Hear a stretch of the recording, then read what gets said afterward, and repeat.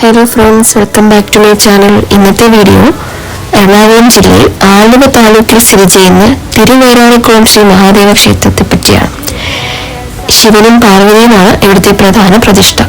ശിവനെ കിഴക്ക് ഭാഗത്തേക്കും ശ്രീ പാർവതിയെ പടിഞ്ഞാറ് ഭാഗത്തേക്കും ഒരേ ശ്രീകോവിലാണ് ഇവിടെ പ്രതിഷ്ഠിച്ചിരിക്കുന്നത്. ധനുമാസത്തിൽ തിരുവാതിര നാൾ മുതൽ 12 ദിവസം മാത്രമേ ശ്രീ പാർവതി ദേവിയുടെ നട തുറക്കുകയുള്ളൂ. അതുകൊണ്ട് തന്നെ ഇവിടുത്തെ പ്രധാന ആഘോഷവും ശ്രീ പാർവതി ദേവിയുടെ നട തുറപ്പ് മഹോത്സവം തന്നെയാണ്.